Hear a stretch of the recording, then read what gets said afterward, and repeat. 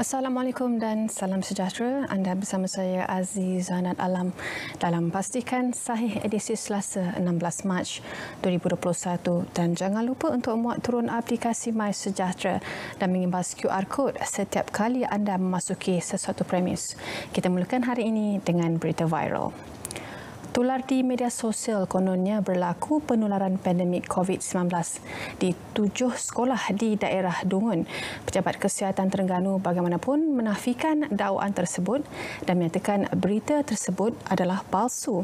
Menurut Pengarah Kesihatan Negeri Terengganu Dr. Nur Azimi Yunus, pihaknya tidak menerima apa-apa laporan mengenai perkara itu setakat ini. Baik, Ibu Pejabat Polis di daerah Muar mengesahkan telah menerima laporan polis berkaitan kejadian selisih faham di jalan raya seperti mana video yang tular di laman sosial. Menurut Ketua Polis daerah Muar ACP Zaharuddin Rasib, dalam satu kenyataan, hasil siasatan mendapati seseorang lelaki Cina telah diserang oleh seorang lelaki Melayu di Pekan Parit Jawa Muar, dan kejadian tersebut dipercayai dikatakan berpunca dari perselisihan faham di antara kedua belah pihak berkaitan cara pemanduan kenderaan masing-masing yang menyebabkan mangsa bertindak agresif. Hasil siasatan awal juga mendapati suspek dipercayai mengalami masalah mental dan masih menerima rawatan di hospital. Menurutnya lagi, kes tersebut disiasat di bawah Seksyen 427 Kanun Kesiksaan. Juga Jabatan Imigresen Malaysia JIM tidak pernah melantik mana-mana ejen atau pihak ketiga sebagai orang tengah bagi menguruskan permohonan pas lawatan kerja sementara PLKS untuk nelayan asing, dan jabatan ini mendapat maklumat terdapat kegiatan individu atau kumpulan yang mengaku sebagai ejen menguruskan pendaftaran PLKS nelayan asing ini dengan mengenakan bayaran atas perkhidmatan mereka yang didakwa boleh mempercepatkan proses pendaftaran. Dan sehubungan dengan itu, majikan yang ingin menggunakan khidmat nelayan asing dinasihatkan supaya tidak membuat sebarang urusan dengan ejen dan pihak ketiga untuk permohonan PLKS nelayan asing. Juga tiada kompaun dikeluarkan kepada pengemis suku Palau di Sabah. Kertas siasatan baru dibuka dan siasatan dijalankan di bawah Seksyen 269 Kanun Kesiksaan, Peraturan 17, Peraturan Pencegahan dan Pengawalan Penyakit Berjangkit, langkah-langkah di dalam kawasan tempatan jangkitan, Kawalan Pergerakan Pemulihan dan Seksyen 6-1-C Akta Imigresen 1999-63, dan setelah siasatan dilengkapkan, bahagian siasatan jenayah daerah Lahad Datu akan merujuk kertas siasatan tersebut kepada pihak Timbalan Pendakwa Raya untuk arahan lanjut. Juga Siemens Malaysia telah menyumbang 25,000 unit test kit bernilai RM528,800 sebagai komitmen dan sokongan Siemens Malaysia dalam membantu kerajaan memerangi pandemik COVID-19. Menteri Kesihatan Datuk Seri Adham Baba dalam ucapan ketika menerima kunjungan hormat dari pihak Siemens Malaysia menyatakan KKM mencatatkan penurunan kes COVID-19 yang ketara sejak 27 Februari lalu. Tambah beliau lagi, KKM juga berterima kasih kepada Siemens Malaysia di atas sokongan berterusan dan mengharapkan industri akan terus menyokong dan bekerjasama dengan kerajaan dalam melalui krisis ini. Kementerian Kesihatan Malaysia KKM sebelum ini telah menerima sebanyak 12,500 test kit, kumpulan pertama daripada Siemens Malaysia yang kemudiannya dihantar ke Institut Penyelidikan Perubatan pada 10 Februari lalu. Baik, Suruhanjaya Komunikasi dan Multimedia Malaysia MCMC dalam satu kenyataan mempelawa pemegang lesen yang berminat dan berkelayakan untuk kerja-kerja pemasangan dan penyediaan perkhidmatan capaian jalur lebar melalui satelit di 839 lokasi seluruh negara. Lokasi berkenaan terdiri daripada kawasan penempatan orang asli di Semenanjung Malaysia dan kawasan-kawasan terpencil di Sabah dan juga Sarawak. Menurut kenyataan itu lagi, perkhidmatan tersebut dijangka siap menjelang Oktober 2021 dan akan berfungsi sebagai penyelesaian yang cepat kepada masalah kesaling hubungan sehingga penyelesaian yang kekal dapat dilaksanakan. Baik, ini adalah pengumuman mengenai kenaikan bantuan kebajikan kepada kumpulan sasar kementerian. Bagi golongan OKU, kadar bantuan OKU tidak berupaya bekerja dinaikkan sebanyak RM50 yang memberi manfaat kepada 84,000 penerima. Manakala bagi allowance pekerja OKU juga ditambah sebanyak RM50 yang turut memberi manfaat kepada 88,000 penerima secara total. Dan selain itu, bantuan penjagaan OKU dan pesakit kronik terlantar turut ditambah sebanyak RM50 dan memberi manfaat kepada 27,753 orang penerima. Dan selain itu, bagi warga emas atau orang tua, kadar bantuan sebanyak RM150 juga ditambah selain bantuan sagu hati sukarelawan program khidmat bantu di rumah turut dinaikkan dengan nilai yang sama, manakala sagu hati kepada klien program turut naik sebanyak RM50 yang memberi manfaat kepada lebih 2,000 sukarelawan dan 8,000 warga emas serta OKU. Bantuan terakhir pula adalah kepada golongan kanak-kanak di mana bantuan kanak-kanak keluarga miskin dinaikkan kepada RM150 bagi anak yang berumur 7 tahun sehingga 18 tahun atau RM200 seorang bagi mereka yang berumur 6 tahun dan ke bawah. BKKM telah memasukkan 10 peruntukan iaitu 5 pindaan Akta 342 dan 5 peruntukan baharu dalam Ordinan Darurat Pencegahan dan Pengawalan Penyakit Berjangkit Pindaan 2021. Pindaan ini bertujuan menambah baik Akta 342 dan meningkatkan keberkesanan penguatkuasaan mengekang penularan COVID-19 dan antara pindaan peruntukan sedia ada tersebut termasuklah di bawah Seksyen 2/1 Tafsiran Pegawai Diberi Kuasa dan Tafsiran Pegawai Kesihatan Persekitaran serta peruntukan Seksyen 10 kehendak supaya memberitahu tentang penyakit berjangkit. Manakala bagi peruntukan Rabu baru antaranya adalah Seksyen 15A Perintah bagi memakai peranti perkesanan dan Seksyen 21A Arahan Ketua Pengarah. Baik, LHDNM dalam satu kenyataan memaklumkan penutupan sementara beberapa pejabat dan cawangan LHDNM di Terengganu akan dilanjutkan sehingga 18 Mac bagi memberikan laluan kepada kerja-kerja sanitasi pejabat dan cawangan tersebut adalah pejabat Pegawai Negeri Terengganu dan juga Kelantan, cawangan Kuala Terengganu serta cawangan siasatan Kuala Terengganu. Bagaimanapun, menurut kenyataan itu lagi, pelanjutan tersebut tidak terpakai kepada Pusat Khidmat Hasil PKH Kemaman dan PKH Tungun yang akan kembali beroperasi pada 17 Mac ini. Baik, untuk maklumat orang ramai, PKP daerah Nabawan Sabah akan dilanjutkan sehingga 30 Mac 2021. Manakala PKP di Pulau Tioman daerah Rompin Pahang akan berkuat kuasa 16 hingga 29 Mac 2021. Baik, pastikan saya berehat seketika. Kita akan kembali lagi selepas ini.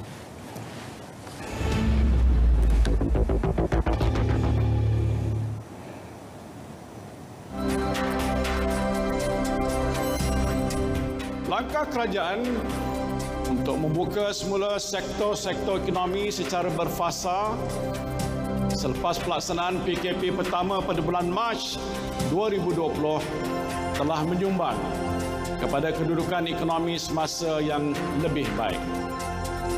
Kebenaran untuk aktiviti-aktiviti ekonomi beroperasi semula telah memberikan kelegaan kepada ekonomi negara dan yang lebih penting memberikan peluang kepada rakyat untuk kembali menjana pendapatan.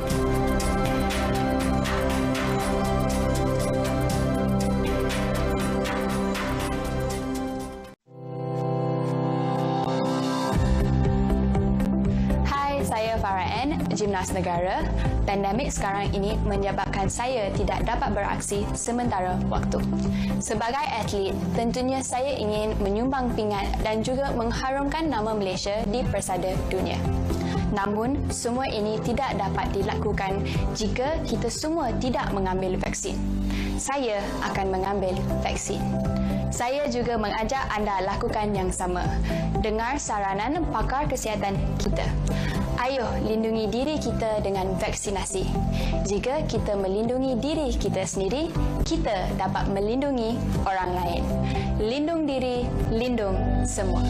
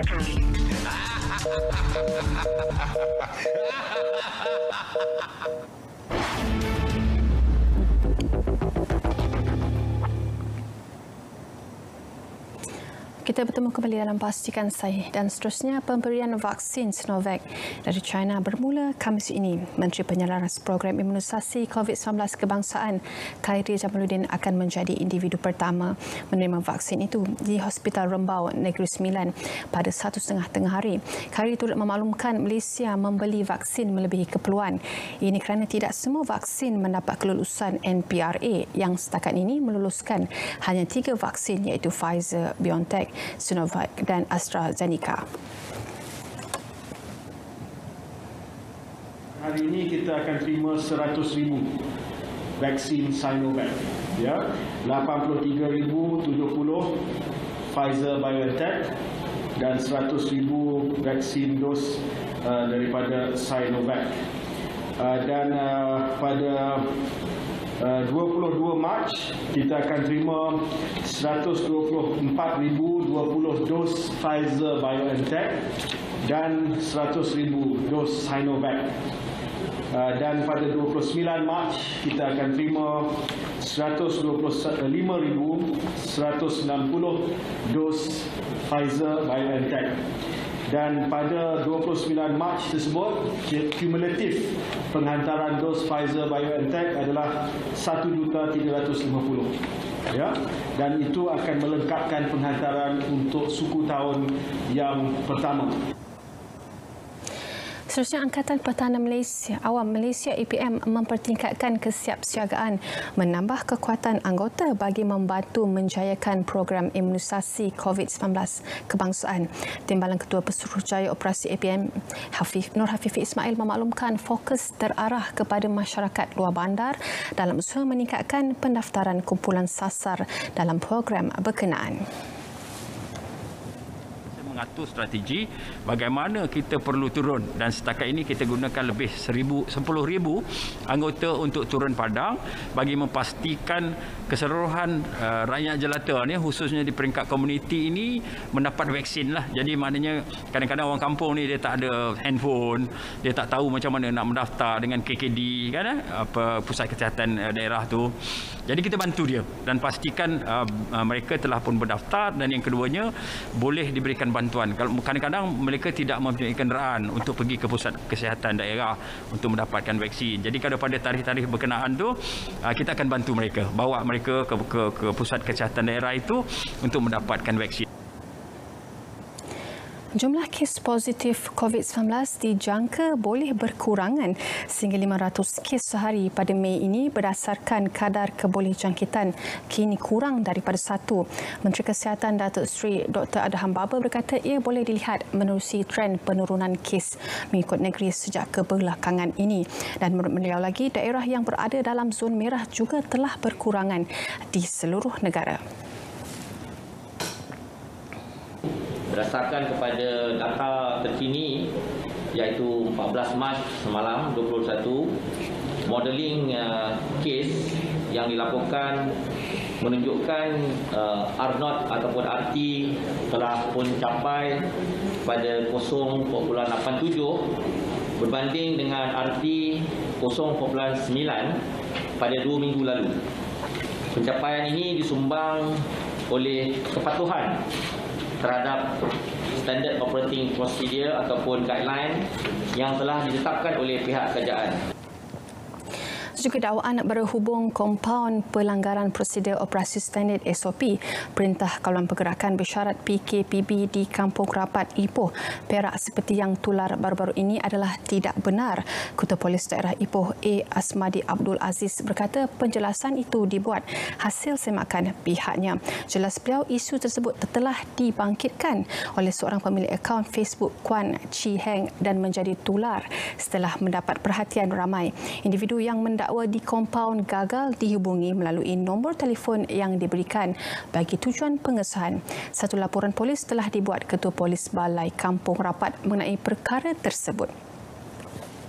Notis rayuan berhubung kebenaran penggunaan kalimah Allah dalam penerbitan bahan agama Kristian bagi tujuan pembelajaran difailkan di Pejabat Pendaftar Mahkamah Tinggi Kuala Lumpur.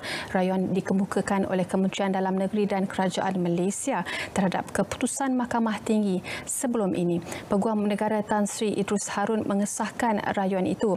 Salinan notis rayuan turut diberikan kepada pendaftar Mahkamah Rayuan dan firma peguam yang mewakili wanita suku kaum Melanau dari Sarawak yang beragama Kristian, Jill Ireland Lawrence Bill.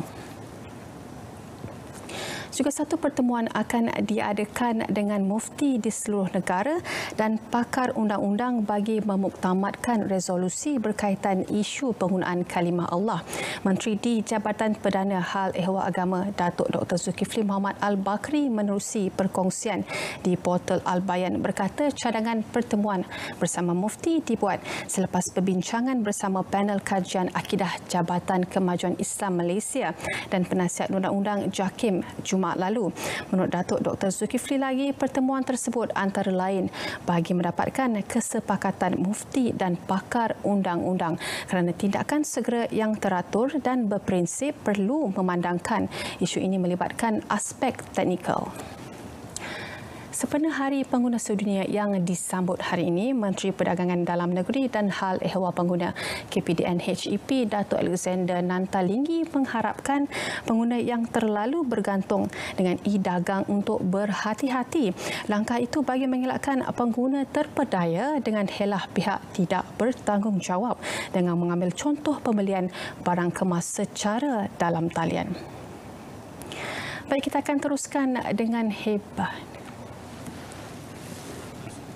Dan kita denda banyak juga, lebih 200,000 saya ingat denda tu kepada ada yang mengiklankan tahun depan lah.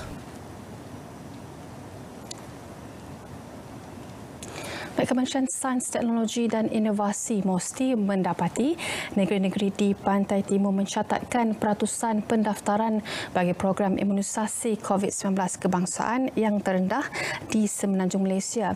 Timbalan Menterinya Datuk Ahmad Amzad Hashim berkata berdasarkan rekod sehingga Ahad lepas, Kelantan mencatatkan jumlah pendaftaran terendah iaitu 11.8% penduduk negeri itu mendaftarkan diri bagi PICK melalui aplikasi MySejahtera. Tambahnya Terengganu dan Pahang pula masing-masing hanya sebanyak 16.3% dan 17.1% penduduk yang mendaftar untuk menerima vaksin COVID-19. Sehubungan itu, Ahmad Amzad meminta agensi kerajaan, pihak berkuasa tempatan dan kerajaan negeri terutama di Pantai Timur menggerakkan Jawatankuasa Pembangunan dan Keselamatan Kampung JPKK dalam membantu penduduk mendaftarkan diri sebagai penerima vaksin. Juga kerajaan Pahang menggerakkan misi bantuan bekalan makanan dan keperluan ke Pulau Tioman, Rompin kira-kira 160 km yang dikenakan Perintah Kawalan Pergerakan diperketatkan PKPD mulai semalam. Menteri Besar Wan Rosti Wan Ismail berkata misi bantuan segera itu akan diselaras oleh pengerusi Jawatankuasa Sumber Manusia, Belia Sukan dan Badan Bukan Kerajaan Pahang Muhammad Johari Hussein yang juga ahli Dewan Undangan Negeri Tioman. Penghantaran bantuan turut membabitkan agensi kerajaan seperti Pejabat Daerah dan Tanah Rompin, Jabatan Kebajikan Masyarakat serta Majlis Tindakan Sosial Pahang. Juga program Malaysia Perhatian Norma Baharu Rekreasi yang dihadiri Menteri Perumahan dan Kerajaan Tempatan Datuk Zuraida Kamarudin di Zon Rekreasi Keluarga Taman Persekutuan Bukit Kiara di sini pada Sabtu lalu bukan acara pacuria seperti dakwaan yang tular di media sosial. Jabatan Lanskap Negara JLN dalam kenyataan menjelaskan program itu tidak dibuka kepada orang awam dan bukan berbentuk kejohanan atau pertandingan dengan kehadiran penonton. Sebaliknya, pengunjung berbasikal hanya melibatkan 30 orang terdiri daripada kaki tangan JLN dan Perbadanan Pengurusan Sisa Pepejal dan Pemeriksaan Awam SW Corp. Menurut kenyataan itu lagi, pengunjung berbasikal turut menjalankan aktiviti blogging bersesuaian dengan peranan agensi dalam pembersihan awam. Baik, pelbagai program advokasi telah dimulakan untuk menggalakkan pengusaha jentuai dan kenderaan membajak di Perlis agar lebih bertanggungjawab dalam menguruskan isu bongkah tanah atau taik mesin yang ditinggalkan di atas jalan raya setiap kali musim menuai dan menanam padi.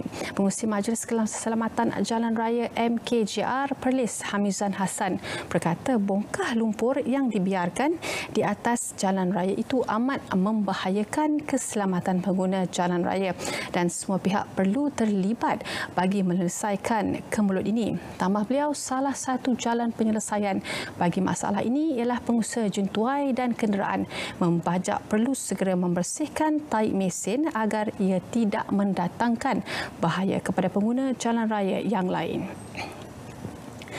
Kerajaan memberi jaminan kepada jaminan bekalan telur mencukupi bagi memenuhi permintaan orang ramai termasuk menjelang bulan Ramadan dan Aidilfitri susulan penarikan balik telur keluaran sebuah ladang di Ceram, Selangor kerana dicemari bakteria. Timbalan Menteri Perdagangan Dalam Negeri dan Hal Ehwal Pengguna Datuk Rosul Wahid berkata isu penarikan balik bekalan telur yang dieksport ke Singapura oleh pengeluar itu tidak menjejaskan bekalan telur domestik setakat ini. Katanya syarikat terbabit dalam isu ini memberi jaminan bekalan telur ayam tidak terjejas kerana produk yang dikesan minyak bakteria tersebut hanya melibatkan satu ladang sahaja dan masih mendapat 5 ladang lain untuk bekalan pasaran tempatan. Juga penggiat seni dan industri kreatif tanah air perlu bijak mengambil peluang menerusi bantuan yang telah disediakan kerajaan untuk terus berkarya dan menghasilkan produk kreatif walaupun negara sedang berhadapan cabaran COVID-19. Pengurusi Perbadanan Kemajuan Filem Nasional Malaysia FINAS, Zakaria Abdul Hamid berkata bantuan itu bukan sahaja dapat memastikan kelangsungan pemain industri itu, malah menjamin masa hadapan produk kreatif negara. Katanya sebagai langkah drastik membantu industri itu menghadapi impak COVID-19, kerajaan telah memperkenalkan inisiatif Dana Pelan Langkah Segera Ekonomi Industri Kreatif Pelaksana dan Pakej Ransangan Industri Kreatif Malaysia (PRISMA). Juga Persatuan Enjin Pelancongan dan Pengembaraan Malaysia MATA menjalinkan kerjasama erat dengan semua rakan industri dan Kementerian Pelancongan, Seni dan Budaya untuk memulakan pelayaran domestik dalam usaha merancakkan lagi sektor pelancongan. Presiden MATA Datuk Tan Kok Leang berkata beliau telah dimaklumkan bahawa Kementerian Pengangkutan sedang berbincang mengenai prosedur operasi standard SOP pelaksanaan pelayaran domestik kerjasama Majlis Keselamatan Negara MKN. Menurutnya lagi, MATA mengakui potensi besar industri pelayaran yang memberi manfaat bukan hanya kepada agensi pelancongan tetapi juga hotel, sektor penerbangan, taman tema, tarikan peruncitan dan banyak industri lain berkaitan dengan pelancongan. Baik, pastikan saya berehat lagi. Kita akan kembali lagi selepas ini.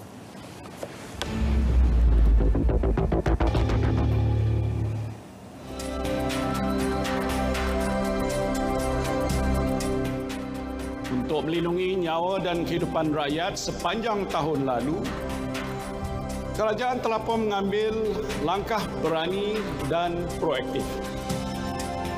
Antaranya dengan pelaksanaan Perintah Kawalan Pergerakan PKP, masa yang sama memperkenalkan pelbagai pakej ransangan ekonomi yang bernilai 305 bilion ringgit. Langkah ini diambil untuk membendung penularan COVID-19 dan pada masa yang sama meringankan beban rakyat serta memastikan kelangsungan perniagaan.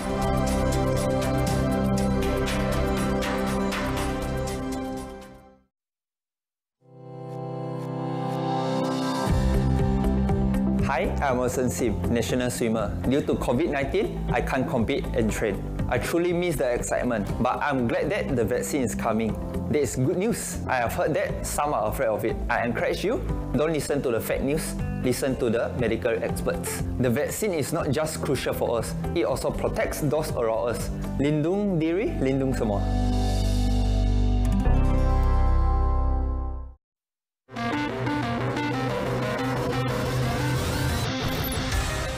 Kerajaan sedar bahawa sektor pelancongan, terutamanya syarikat penerbangan, merupakan antara sektor yang paling terkesan. Sehubungan itu, kerajaan akan menyediakan program latihan dan penempatan semula bagi 8,000 kaki tangan dari syarikat penerbangan di Malaysia dengan peruntukan sebanyak 50 juta.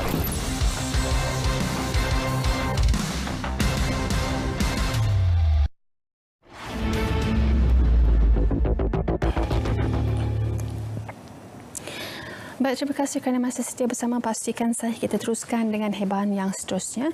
Jangan lupa untuk saksikan Bicara Naratif malam ini jam 9 malam bersama Menteri Kanan Pertahanan Datuk Seri Ismail Sabri Yaakob bagi pembentangan tajuk menarik Setahun Malaysia Prihatin Pencapaian Kementerian Pertahanan. Seterusnya, Pejabat Pembangunan Wanita Negeri Pahang ingin menjemput anda semua untuk bersama-sama menonton dan meningkatkan pengetahuan menerusi domain keseimbangan derita dalam diam yang akan dibawakan secara langsung melalui Facebook Live di official Facebook page Pejabat Pembangunan Wanita Negeri Pahang pada 17 Mac ini, iaitu hari esok jam 10 pagi.